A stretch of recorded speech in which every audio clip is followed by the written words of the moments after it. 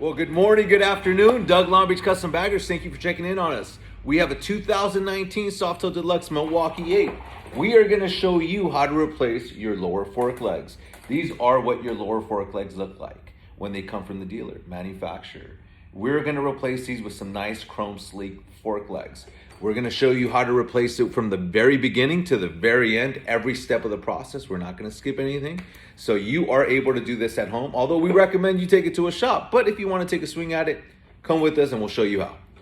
First thing you want to do is secure the bike on a jack, on a lift, something where the bike is going to be lifted off the ground. We also suggest getting a floor jack also to support the wheel so that when you start removing that rim, it's easy to go ahead and remove the rim and tire without having to struggle. Let's remove this pincher bolt. Once we remove this pincher bolt, then we're going to go ahead and release and remove this axle. Axle's been loosened. Go ahead and just pull it out. Next, let's remove the two caliper bolts. Once you remove the caliper bolts, we cover the caliper with the towel so that when it's swinging, it doesn't damage the fender. Then we also want to go ahead and pull the ABS sensor. As you can tell, it's zip tied to your brake and caliper line. So you have to remove that spacer. Now that that spacer's been removed, go ahead and pick up the caliper and move it over the engine guard so that it's completely out the way. On the right side of the bike, the spacer automatically fell out from here when you remove the ABS bearing spacer. So this spacer is the right side, the ABS spacer is on the left side. Let's put that to the side. Now that both spacers have been removed, let's go ahead and release the tension on the floor jack, bringing it down, allowing you to remove the rim. Rim has been removed. Now it's time to remove the fender by removing one bolt here, one bolt here. These two bolts are on the left side. There's the identical set of bolts on the right side of the fender, which we're also going to remove. Once you remove these four bolts, this fender will be released from the forks. Now that the fender has been removed, we're going to go ahead and remove this bolt here, and this bolt. Now you have to do this on the left side as well. So if we scoot over to the left, we're going to remove this bolt, that bolt, and this bolt. That's going to loosen or allow us to remove the tins so that we can have access to the pincher bolts. Tins have been removed on both sides. Now what we can do is release tension on the pincher bolts. We have one pincher bolt here, we have one pincher bolt here. What we do on the left side, we do on the right side. So a little advice, when you're releasing the tension on the pincher bolts, always release the bottom one first, leaving the top one still tensioned so that you can use your left hand to hold the fork, because as soon as you release tension on the top one, the fork is going to want to come right out. So I got my foot on it. We're releasing tension, and see how the fork just slides right out. So guys, we have the forks on the operation table. Now that we have them laid out off the bike, we have to drain the oil. The way that you drain the oil is we have a plug here at the very bottom, you can see straight through there. And then we also have another plug there at the very bottom. Now in order to access this one, we have to completely remove this pincher bolt so that we can go ahead and put our Allen in there. Okay guys, I went ahead and removed the pincher bolt. Now we have complete access to both Allen bolts. It's suggested to always use a high impact gun to remove those bolts, both bolts, because removing it with your wrench is going to be very difficult. Two things that you'll need is a bucket to catch the oil. I personally like to get this measuring cup. I like to measure the oil in each fork just so that I am 100% sure that the oils that we're putting in are going to be at the same measurement, or it also tells me if there was a problem prior to this install. So what I do is I place this measuring cup inside this bucket here, release the pressure and remove that bolt, turn it upside down so that I don't lose any oil, and then pour it inside the measuring cup. When removing the damper stem bolts, you want to use a high impact gun. The bolt's in there pretty tight, so using a wrench is going to be very difficult. Always make sure it's turning to the left, which is lefty loosey, because if you tighten it, you're gonna be in trouble if you do it with this. Another thing that you wanna do before I forget is have a measuring cup. I like to always measure the amount of oil that's being taken out so that I can cross-reference the amount of oil that I'm gonna be putting in to make sure it matches with the specs of your owner's manual.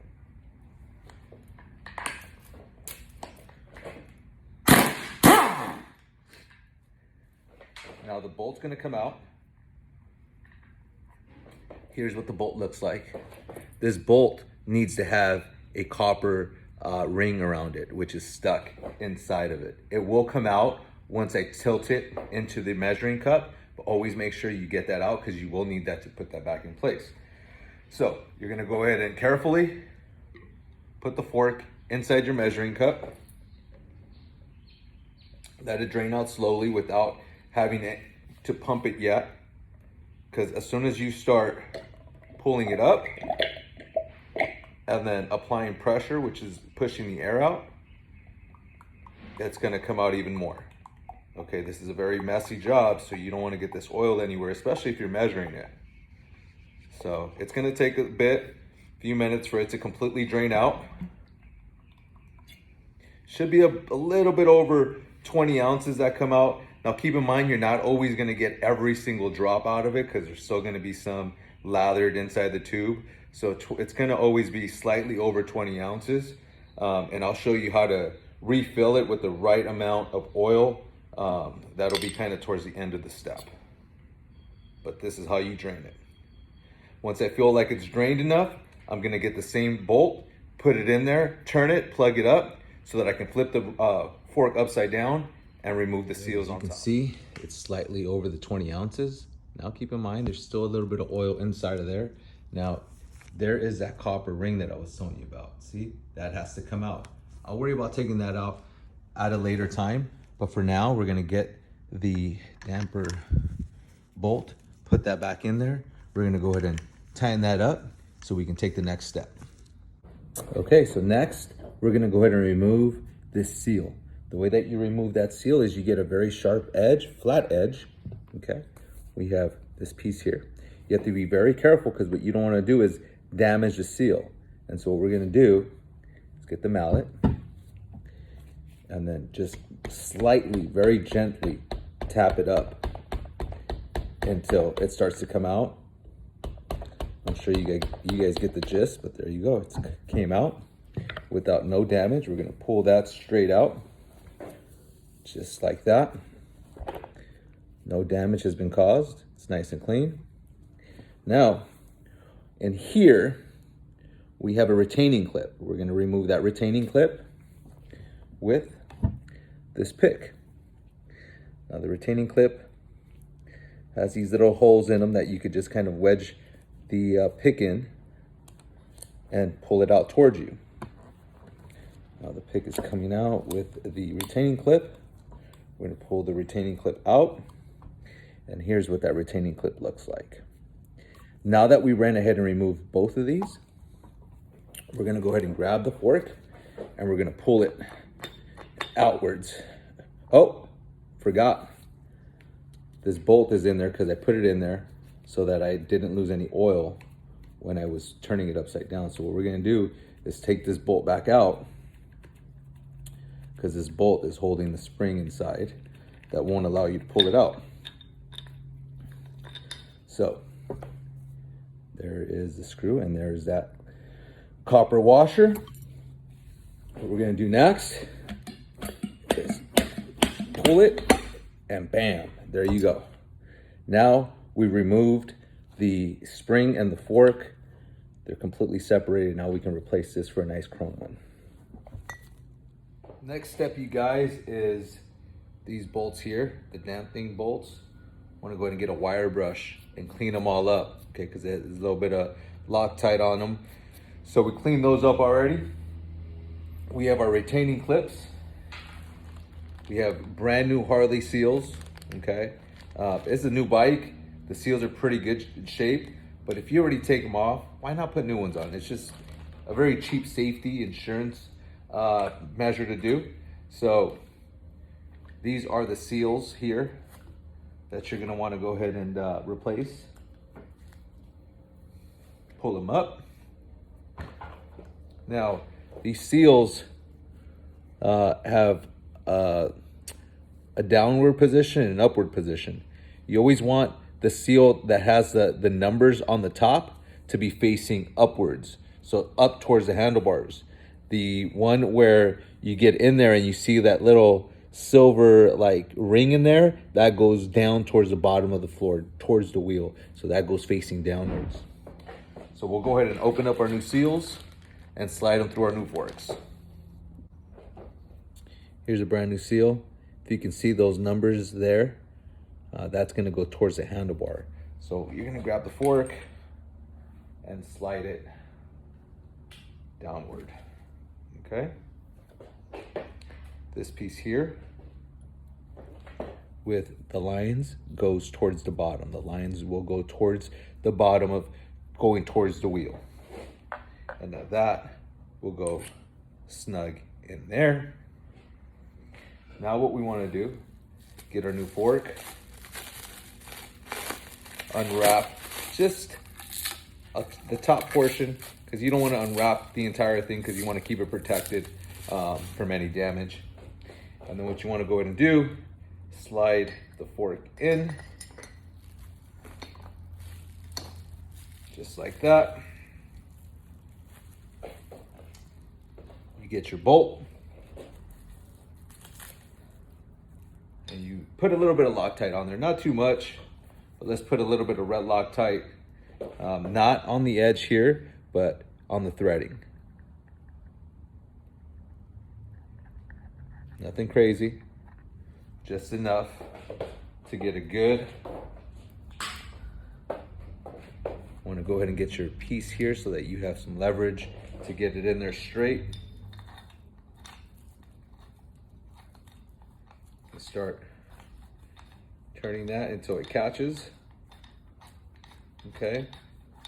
Once that catches, then you can go ahead and get your torque wrench and torque it down to spec. You got to always make sure you have your handbook to make sure you know the specs. It's usually about 130 inch-pounds, not foot-pounds, but inch-pounds. You want to torque that down to spec. Once you torque that down, we'll take the next step. Okay, you guys, I went ahead and torqued down the dampener bolt and made sure that that copper washer was in between. So now what we want to go ahead and do is you want to get your tool. I have the tool, but sometimes people use a ABS pipe, but I have the right tool. What you want to go ahead and do, just compress.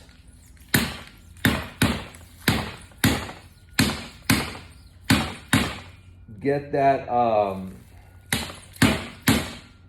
wedged in there, not too far in, but enough to where it passes the grooves of where this retaining pin has to sit in. So the fork itself has a groove down about here, and this has to pass that in order for the retaining clip to sit in place and hold it in place. The inside of the fork looks like, and where the fork seal has to sit.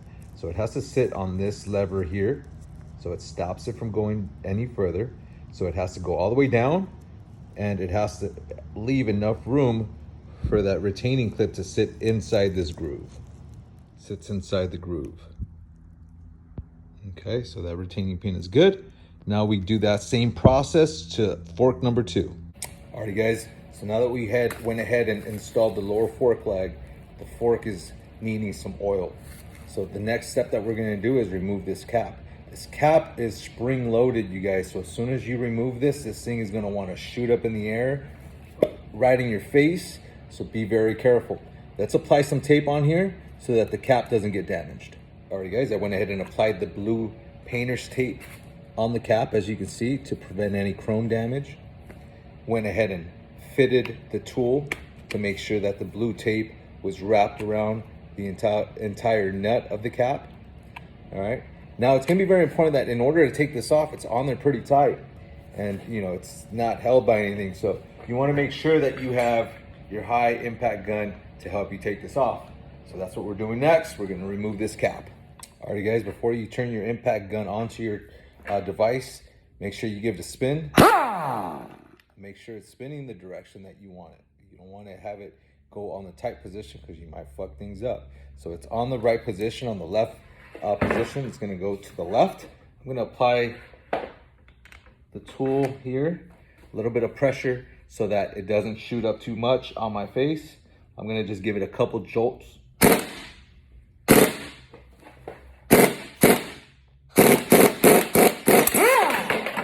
there you have it, everything pops out. That's why it's very important that you don't have it in your face. Here are some of the things that popped out, okay? You have your spacer. I'm gonna push this tube down a little bit. You have your washer. And you have your springs. Now you're gonna wanna take these out. Once you take all that stuff out, then you're gonna go ahead and pour your oil. We went ahead and pulled out of the original a little bit over 20 ounces. But keep in mind, there's still always gonna be some residual left stuck to the old forks and lower cans. So what you wanna do is give it about 22, 23 ounces, fill it up. Once you pour it in there, then we're gonna go ahead and use our tool. The owner's manual says it should be at 118 millimeters from the very top.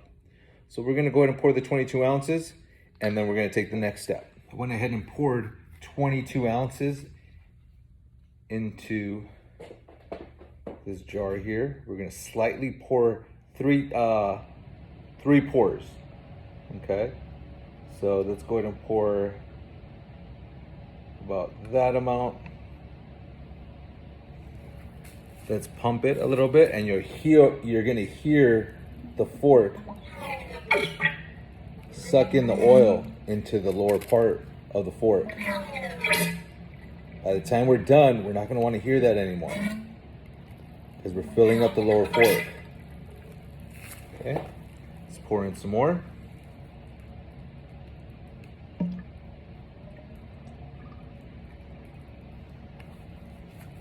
Let's pump it a little bit more. It's getting quieter. It's exactly what we want to hear. And let's do the final pour.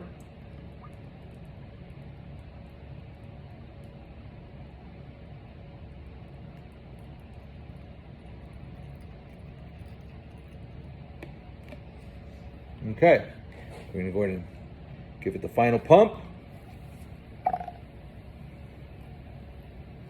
Let all that oil go where it needs to go.